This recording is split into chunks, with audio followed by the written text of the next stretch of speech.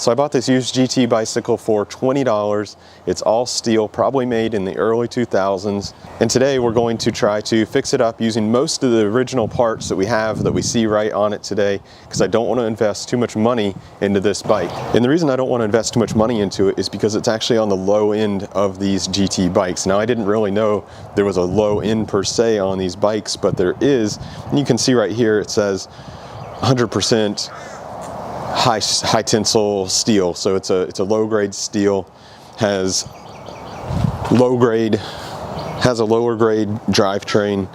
You have the grip shifters. So it's definitely, you know, a step or two above a Walmart bike or a department store bike, but it's definitely on the lower end of the GT range at that time. So with that in mind, all I'm going to try to do today is fix this bike up as nice as I can with the parts that it has. As you can see, it's in pretty miserable condition, but as I mentioned, this is a, you know, spend no money if possible type of build, so I'm going to try to reuse this chain. Ooh, even leaves. Yep, like I said, it was sitting outside. I just started using the Evapco rust, and I'm not really sure what to think about it yet, but I think it, you know, it obviously works, so. But is it really good for chains? I'm not sure.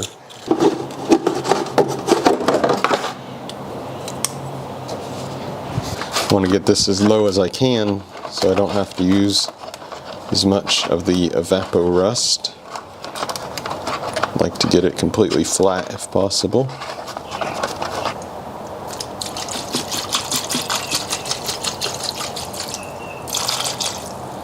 This stuff is about $10 just for this little bottle, so I don't want to waste any.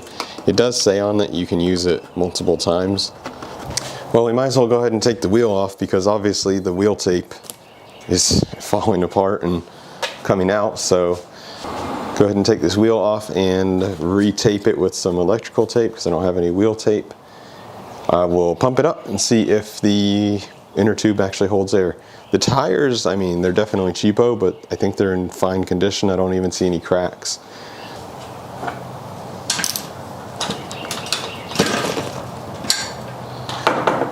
That came out super easy.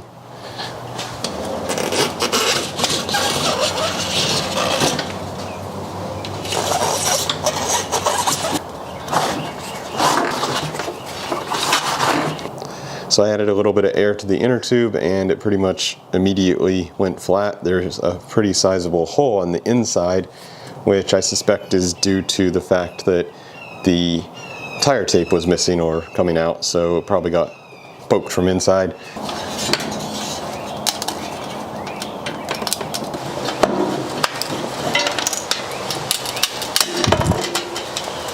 While looking over the wheel and the hub in general, I can feel that the bearings actually aren't quite in good condition here, so I'm going to try to service them, and for the hub itself, try to get it rolling a little bit smoother. Now, sometimes these can be pretty tight. Yep, that's very tight.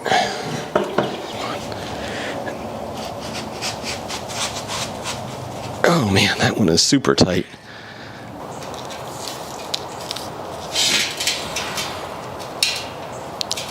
I'm sure I'm not the only person who's used electrical tape is wheel tape, and I haven't had to do it too many times. Most of the wheels I've ever had have had good tape, but I have done this a couple times and I haven't yet had any issues with it. But I don't feel like I have enough experience to say for sure if it's a great thing to do or not. Okay, I don't have any kind of bar that's actually gonna fit over the end of this crescent wrench, but I do have this super cheap and already bent up 19mm, which is the size we need, and I do have this seat post.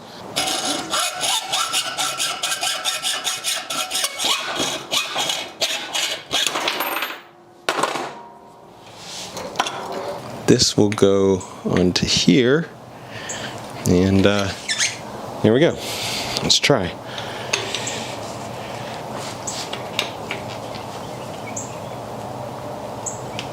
Something's bending, but I think it might be the wrench. Yeah, I don't think it's that's not working good. I think we're actually bending up. Yeah, I think Yeah, I think we're bending the this wrench open. That's all we're doing here, unfortunately. Yep, that's not gonna work. This is getting bent. Okay,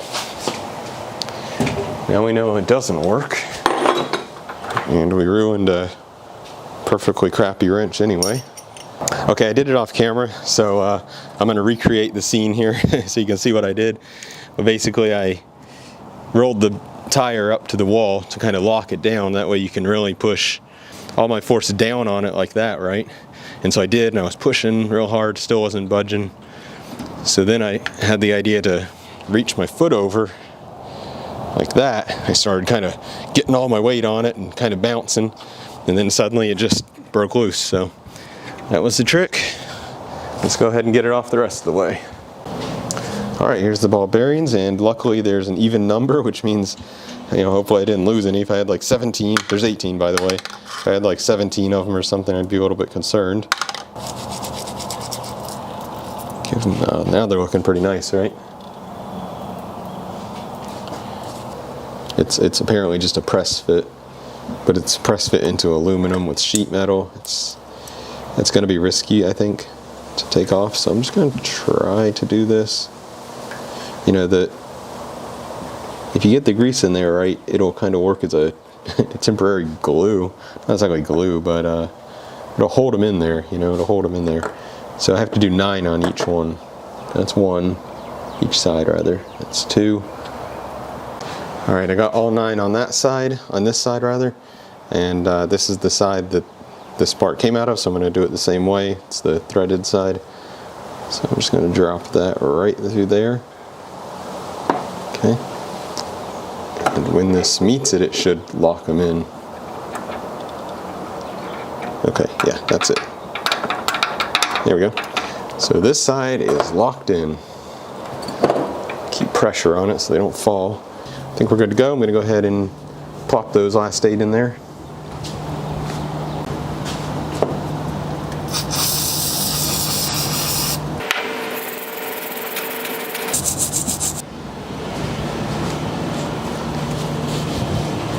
This bike is very original. It still has this chain guard. It also has like the original warning stickers all over it. Looks like it was very lightly modified with just maybe, you know, the original bike shop that sold it. Actually, as a matter of fact, I think I did see right here the bike shop that sold it. So it wasn't a department store bike at all. 770 area code. I don't know where that is. That's where it was bought from. Now, a lot of people will say to use an air compressor to slide on grips, because, you know, slide on grips can be really hard to get on. But I don't have an air compressor, so what I've been using, and it works pretty good in my opinion, is just soapy water. I just have dish soap in here and water. Just spray it on like that, and it'll pretty much, you know, with quite a bit of pushing, they'll go on. Make sure I get them on the right way. Just kind of twist and push, and then the soap itself will dry up. There we go, it's fully on. Now these shifters do need to come in a little bit, or out a little bit. Hey Chris! Okay, had to step away for a few hours. Actually, yeah, it's been about 4 hours since I put this in. And the rust is, I think, mostly gone, but it's just kind of black. It's also loosened up a lot. I don't know if that would be considered done or not. I think it might be done. I'm going to take them out and give them a little brushing. See what it looks like then.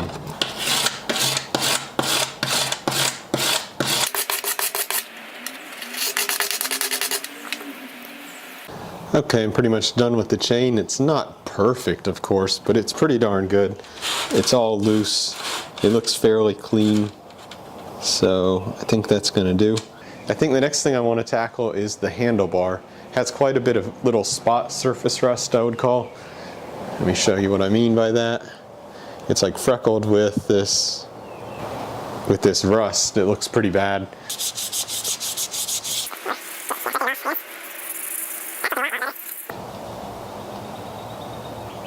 I mean, it's almost all gone. I'm sure with more time I could finish that. So anyway, I'm gonna try to sand these bars up and see how good I can get them. I'll come back in a minute. All right, it sure looks a lot better. Not perfect, but a lot better.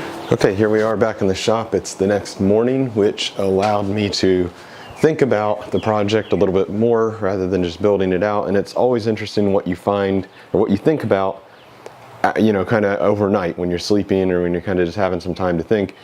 And one thing, big thing that came to mind is I have to change these pedals. I know the idea of the build was to just, you know, use what I have in terms of parts and whatnot, and even just the bike itself, $0 build, but these are just too pitiful. The other thing I did off camera was those rusty rear brake bolts. I don't know what to call them, brake pad bolts, I guess. I went ahead and painted them, and I'm glad I did because they look way better, as you can see. The other thing I did off camera yesterday, and I know it's ugly, I know, I'm not proud of this one, but I spray painted the exposed foam in the area on the saddle. I know it's ugly. It's not a great thing that I did. I'm not proud of it or anything, but it does look slightly better than what it did, I believe, with just, you know, a bunch of yellow foam. Found a weird thing I've never actually seen before, and it was like that when I got the bike. This isn't like just now happening. So when I pull the the lever, it's kind of jumping. See that? It's not a smooth action. And you may be able to see what's going on. What it is the spring here. It's like, first it's alongside the body of the lever, and then as it moves it pops out and it's rubbing. And I don't know why that is. The other ones aren't doing that. You guys know I can't do one bike build video without using files, so here we go. I couldn't figure out why that's rubbing. It looks like it might have been doing it for a while, so I'm just going to try to take off some of this area to just make it work.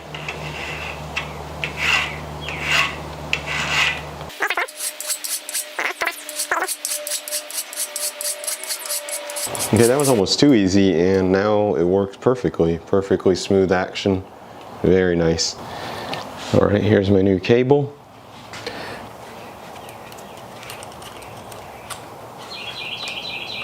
Okay, fresh new brake cable.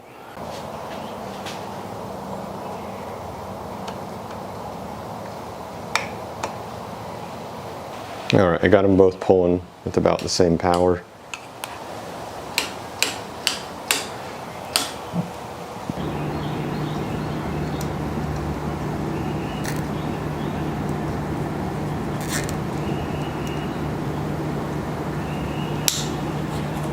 Okay, one of the last things I'm going to need to do today is get this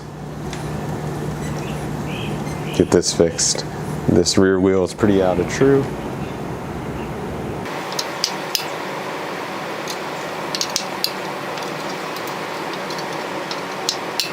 But I think it's acceptable, at least. We're rolling, the brakes are working good. That's just going to have to do. So we happened to be going to the sporting goods store today, and I came across these Bell Sport pedals, Kicks 750s. They're just some kind of aluminum, I believe, kind of mountain bike, BMX type pedal. Only $20, so I thought these were going to be perfectly appropriate for this build. I'm going to go ahead and take them out, install them on the bike, and see how they look. Okay, a little update. After looking at these closer, I can actually tell you they are not aluminum, but plastic. But they still look great, and I think they're a huge improvement over those ugly plastic ones I had before. Although I know $20 is the same amount that I spent for the whole bike. Okay, the build is complete, and I gotta say I couldn't be happier for a weekend budget build. I really only worked on this Saturday and then today a little bit Sunday. And it's a nice looking bike for how little I've spent on it. So like I said, let's go over the cost. We have $20 for the bike itself, another $20 for the pedals, so that's $40. Now I did add on these grip shift grips, and end caps. Now these I already had, you could just say $5, so we're now at 45. I don't know, I mean, I had a whole bunch of these end things and it was probably 5 for a dozen or so. So let's just say another $2, so we're at $47. I did add a new brake cable, another $2, because again it was a set of more, so maybe $49. Oh, one of these little elbows, say another $1, so we're at 50 bucks. And I think that's it for parts that I added on, so that's, let's just say about $50. And I think for $50, this is a really, I mean, I'm serious, like, this is a great bike. Okay, I think it's about time to end this video. I just got done doing a 10-kilometer ride on the old GT, and wow, that was a lot of fun. It's, you know, it has lower end components. It has the grip shifter, all the rest. But when you're flying down the gravel roads, you don't even think about that. It's just a lot of fun. So I think it's a cool bike. Prove that you can have a lot of fun on bikes and actually ride something that's, in a way, actually nice and have a lot of fun for very little money. So anyway, I think that's about it. That's all I need to say about that on this video. So I'll see you guys next time. Thanks for watching. Bye.